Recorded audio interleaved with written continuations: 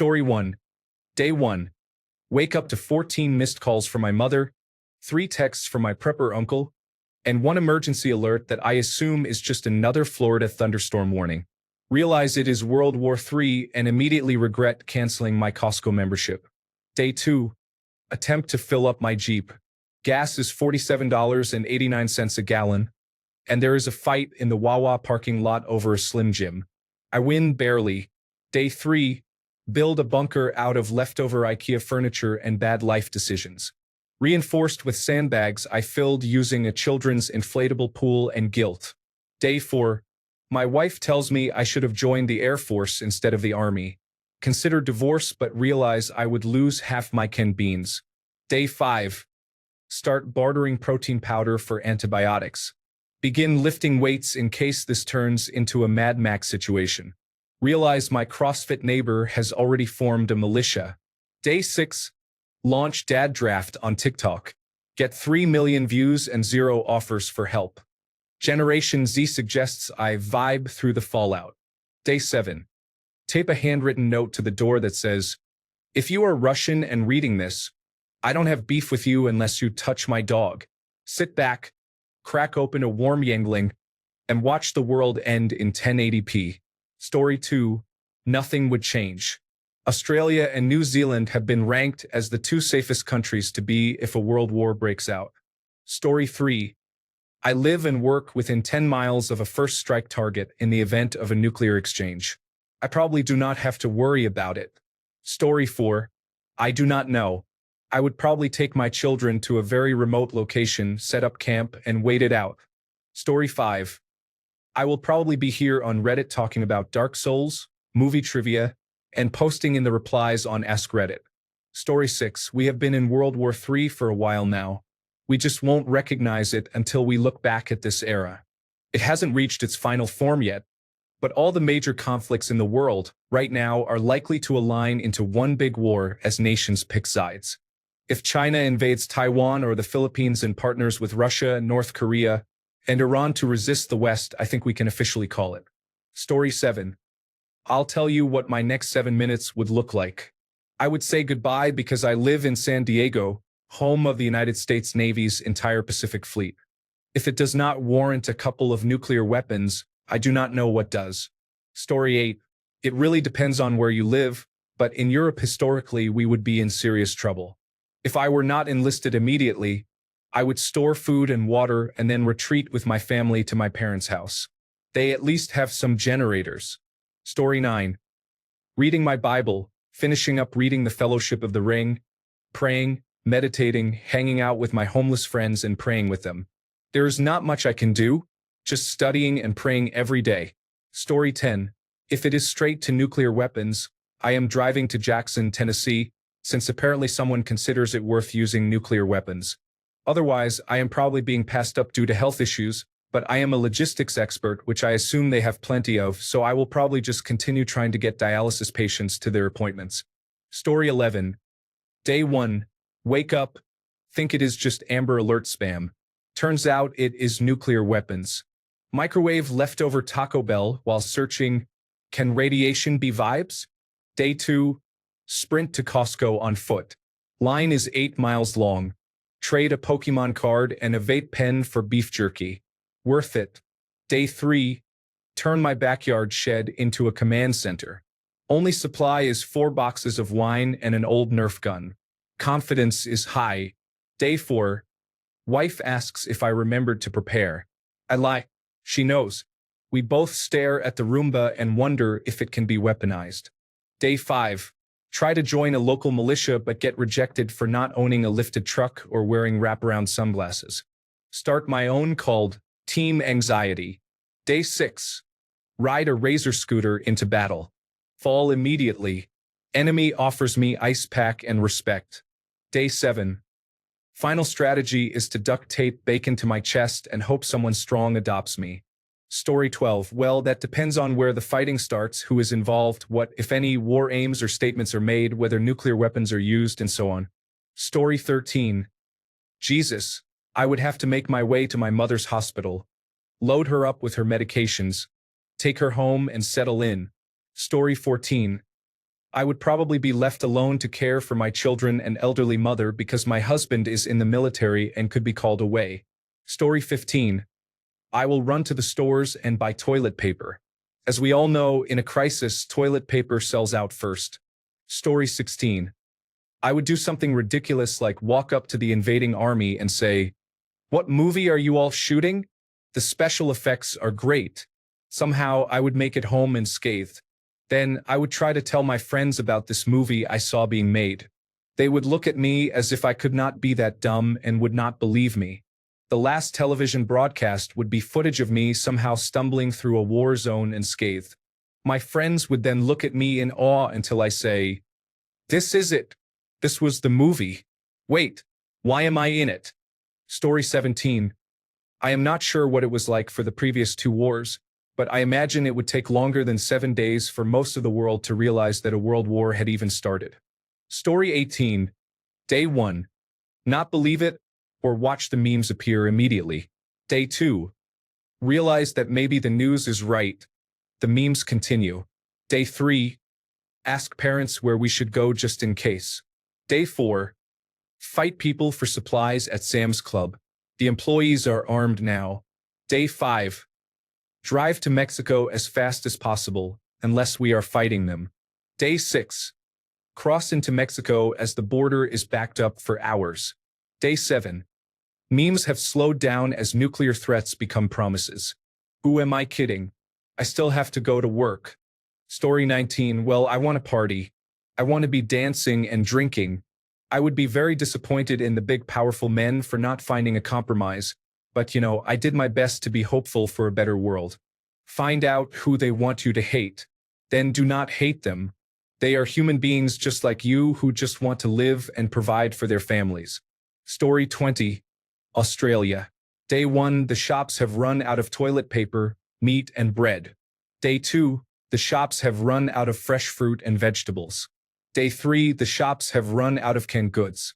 Day 4. The shops are starting to refill, but essential items are rationed. Day 5. There is no actual threat to Australia, but the government has by this time declared war to support our allies in North America, Europe, and Asia. Panic buying of toilet paper resumes. Day 6. National mobilization begins. It will take 2 years to complete. In the meantime, Australia deploys 1/4 of its standing forces, approximately 10,000 to 20,000 personnel, at the behest of its allies, but discovers it cannot move these forces to where they are needed. The shops are now empty except for unloved and unwanted jars of Marmite. Day 7. The national government resigns due to community outrage because toilet paper and item deliveries have been disrupted. Australia is nonetheless committed and should be ready to fight by the year 2035. Story 21. Wow, heavy question. Honestly, my next 7 days would probably be a mix of trying to stay safe, checking in on loved ones, and figuring out what essentials I need. Also, a lot of hoping for peace and an end to it all as soon as possible. Story 22. What kind of World War III? Nuclear war, invasion, where is it happening, who are the parties involved, and what policies do they support? Story 23. If it were nuclear, I would enjoy my last moments and make my next 7 days the best 7 days. If not, then I would attempt to move to a smaller city. Story 24.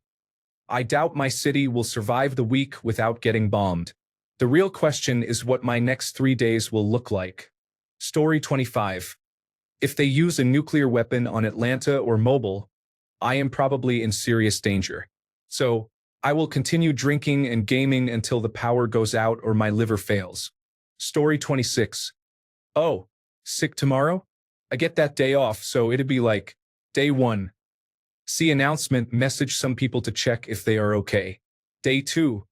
Maybe go to the store if it is a looting day. Day 3. Get ready to go back to work on Friday. Day 4. Go to work from 3 to 11. Get home and sleep. Day 5. Work 7 to 7. Get home and sleep. Day 6. Go to work 7 to 7 again. Get home and sleep. Day 7. Work 3 to 11 again. Get home and sleep. I might use a sick day to skip a day of work if I am feeling anxious, but then I would have to call my boss and tell them I am sick, so I might not. Story 27. Go home immediately and meet up with my friend's family. Make a Mai Tai, followed by a missionary's downfall, followed by an El Presidente, followed by a painkiller while smoking cigars.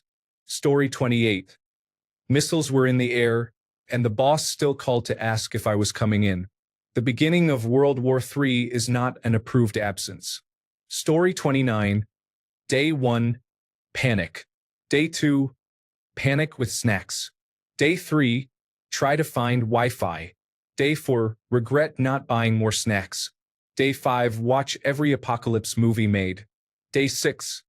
Start a diary titled How I Survived World War III or Netflix. Day 7. Hope for the best, prepare for the worst, and order pizza. Story 30. Watching adult content, binge eating, then enjoying change. Oh, taking my car full speed again. It's been a minute. Story 31. Day 1. Save my country. It is a mediator. They need a mediator. Day 2. Save my country. It is a mediator. They need a mediator. Day 3. Save my country. It is a mediator. They need a mediator. Day 4. Save my country. It is a mediator. They need a mediator. Day 5. Save my country. It is a mediator. They need a mediator. Day 6. Save my country. It is a mediator. They need a mediator. Day 7. Save my country. It is a mediator. They need a mediator. Story 32. I will probably leave California and visit my family and my dogs in a remote area. Story 33. Day 1 to Day 5. Go to work, leave at 5, go home and relax or hang out with friends. Day 6 to Day 7. Go to a party, go skiing, go camping, or do something else. Story 34. On a personal level, I suspect it would change in the same way most of you can write better than I can. It would be poor. On a work level, however, I signed a non-disclosure agreement.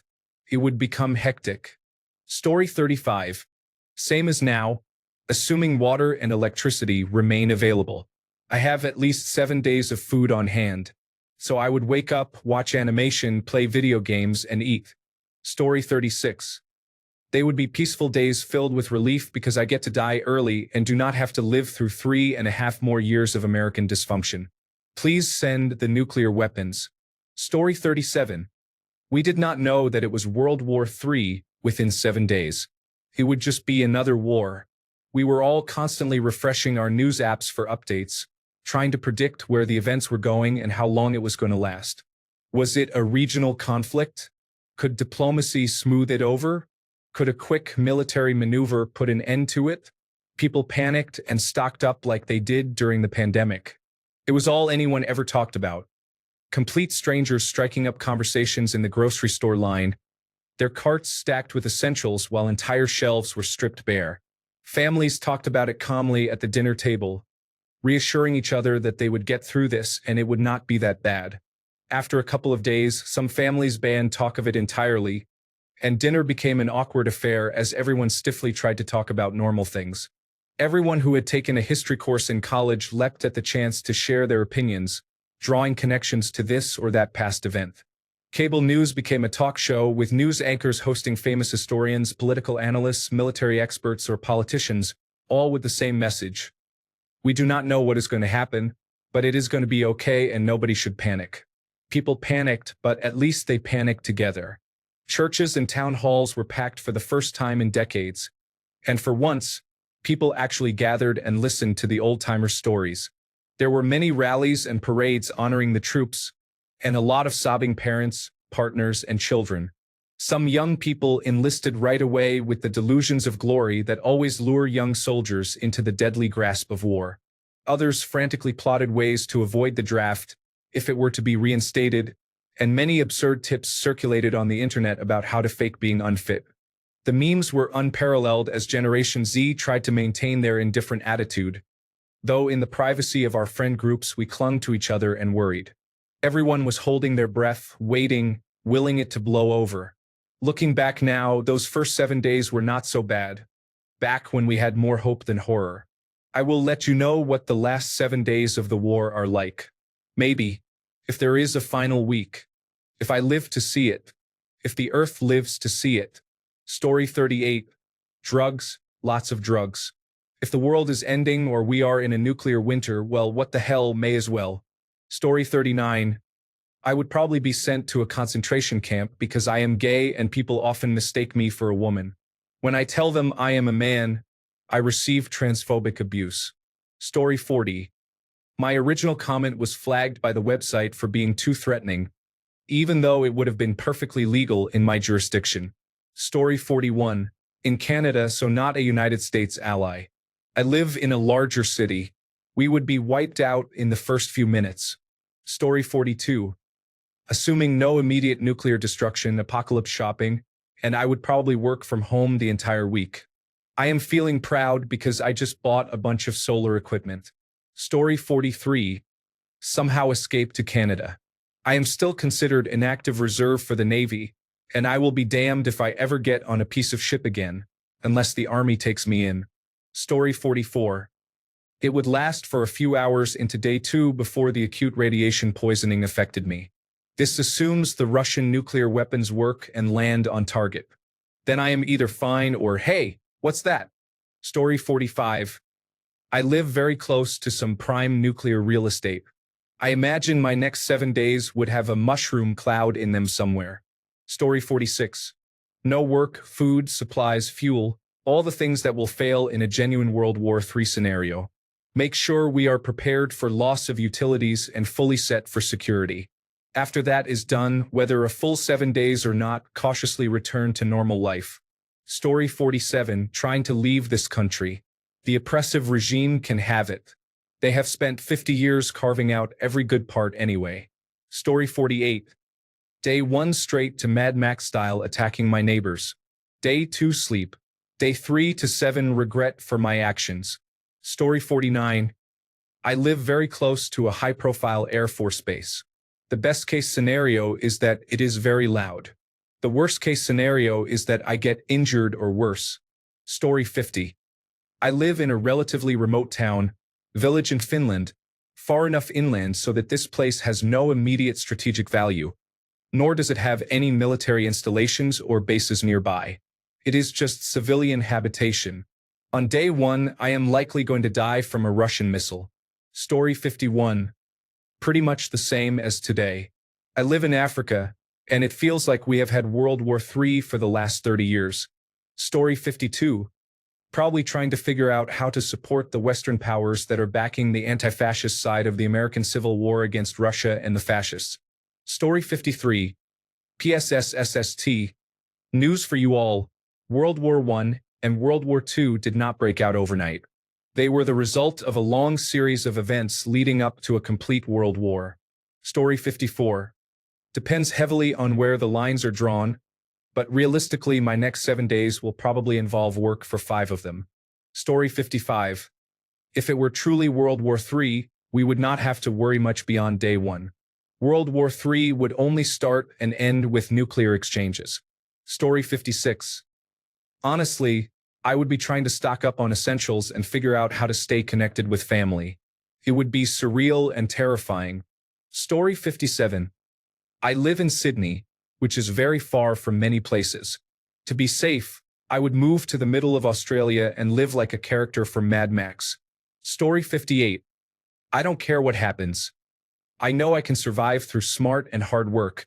However, I worry about my family, and I am known to be extremely overprotective.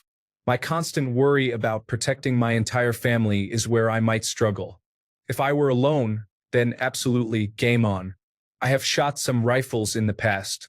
Strangely, my aim was good at 30 to 40 yards. Story 59. Start gathering survival gear essentials by any means necessary. It will be a dog-eat-dog world. Those with the most firearms, ammunition, and lack of a moral compass will control everything in your immediate area. Story 60. Same boring days as now.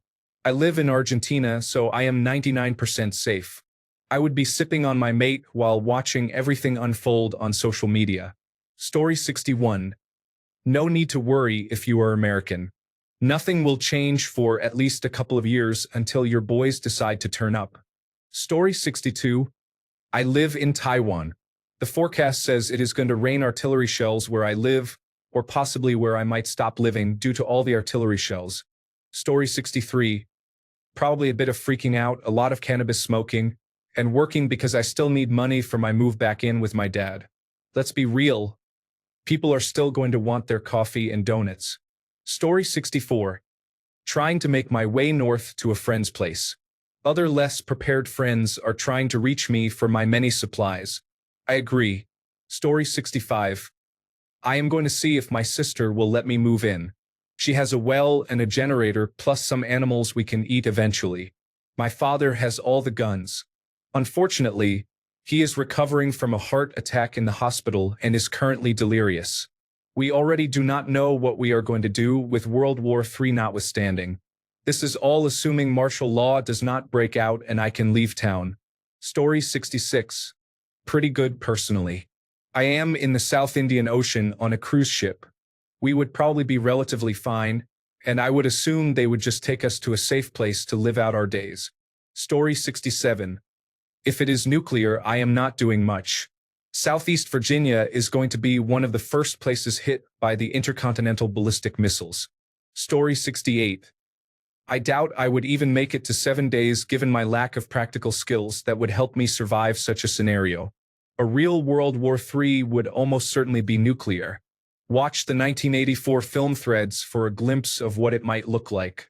Essentially, the lucky ones are those who are vaporized instantly in the initial blast, while the unlucky ones are the people who die slowly of radiation sickness, starvation, disease, or are killed by roaming bandits in the following months.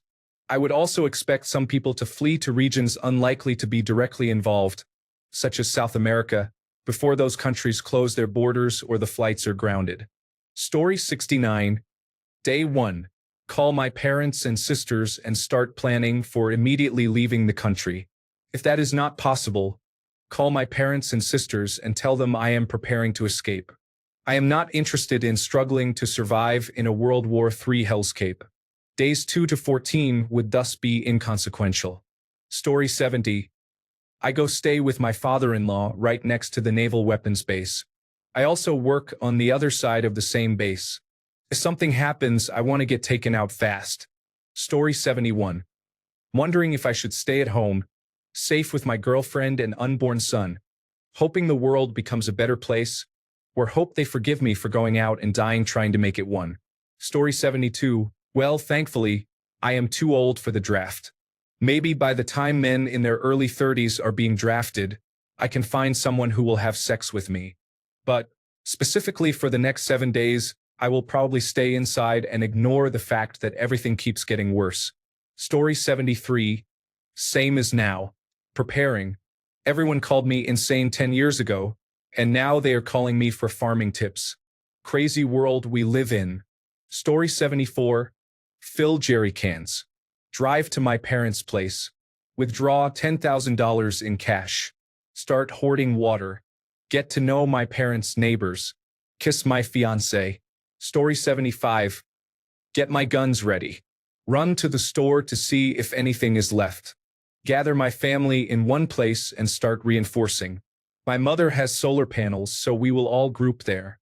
Fill every container possible with water before the water gets shut off. Take as much food and essentials as I can before leaving home. Story 76. Watch as North Korean and Chinese intercontinental ballistic missiles fly east toward the United States. Then, 20 to 30 minutes later, watch as United States intercontinental ballistic missiles fly overhead going west to North Korea and China. Feel the ground shake and the heat from being right between Osaka and Hyogo, major metropolitan areas with several Japan Self-Defense Forces facilities, and Hiroshima and Yamaguchi, major metropolitan areas with several United States and Japan Self-Defense Forces facilities. Story 77. Flying to Thailand because 1. Who is targeting Thailand during a potential nuclear conflict? Money goes a long way there. You know why. Story 78. Probably go buy as much food and alcohol as I could find and just relax with my cats. I hope video game servers do not go down. So basically what I normally do. Story 79. Day 1 burning alive. Day 2 blackened skeleton. Day 3 blackened skeleton. Day 4 blackened skeleton. Day 5 blackened skeleton. Day 6, Blackened Skeleton. Day 7, Blackened Skeleton. Story 80.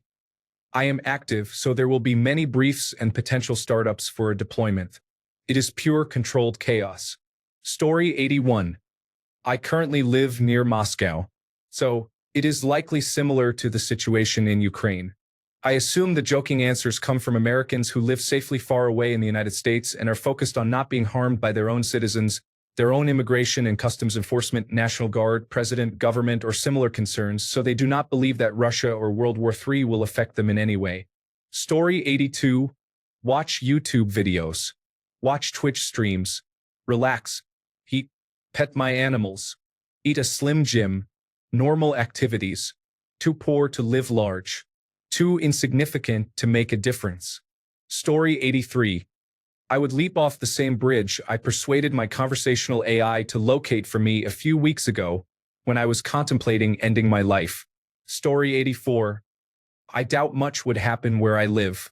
Even during COVID-19, we were relatively safe while people were dropping like flies in the big cities. Nothing happens here. I doubt anyone would be interested in bombing this place or something. Yes, if the big city next door is attacked and the radiation reaches us, then we are in serious trouble. Story 85. There's probably nothing happening for the first 7 days while mobilization and other military preparations take place. I will start digging a bunker in my lawn. Story 86. Well, during the First World War and the Second World War, it was not called that, and it was a gradual process to make that the normal name. So, my thesis is that in 5 or 10 years, we will be calling the Gulf Wars the Third World War. I fought in it, my younger cousins fought in it, and now my son is fighting in it. Nearly every country has had a hand in the Gulf Wars, and to me it is the longest war we or anyone has ever fought. So what would I do? I joined the military. Now, if the Third World War happened, I am old, but if it came to our doorstep, I would defend our country. Story 87. Several days spent acquiring more dried food and ammunition, then purchasing some guns on credit before banks can no longer collect and shut down credit. Story 88. Stay inside, smoke marijuana, and play video games for 7 days. On the 11th hour of the 7th day, I see mushroom clouds on the horizon. I stand up and welcome the impending doom, knowing I spent my last days doing what I wanted. Story 89. It would be heaven. No more bills, no more mortgage, and no need to worry about everything I always worry about. It would be 7 days of pure living in the moment with family and friends. Story 91. Wake up, find news, inform work that I am visiting the local conscription center. 2 to 7. Go to work normally if not called to serve. Story 91. Bro is preparing for the worst. Relax, it is just a breakup. It happens between couples a lot. Elon Musk and Donald Trump will sort it out. No wars are going to happen. Story 92. I had a fight with my husband because he blamed Donald Trump, but he would not admit it. Then I just went to work and hoped the situation would end quickly one way or another. Story 93. I live within 10 miles of at least 7 military bases on the east coast of the United States. I am not making it past minute 40, and I really hope they completely blanket the area because being turned into a shadow on the floor is fine, but slowly succumbing to massive radiation burns is really not my preference. Story 94. I live in Edmonton, Canada, an area with strong support for former President Donald Trump. There is a military base not far from here. If nuclear weapons are used, I expect to be vaporized either by the one that hits the legislature building or the one that hits the military base. Otherwise, I expect to die in a gas chamber in a few years. I have no car, no money, no friends with cars, and no family to shelter with. I will probably die alone very soon. Story 95. Stay with my family and hope I still have a home to return to.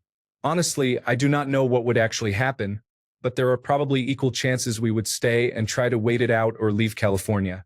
After all, no enemy soldier has touched mainland United States soil in over 100 years. Yes, I know about the Aleutian Islands, but those are not really part of the continental United States. Story 96. I do not know. It really depends on what that looks like. It is probably extremely unlikely that any manifestation of violence would affect me where I live, other than the potential for nuclear weapons. So I guess I would just go about my day as usual, probably paying much higher prices for everything and hoping nobody decides to press their big red button. Story 97. I am leaving the United States and going to Ireland.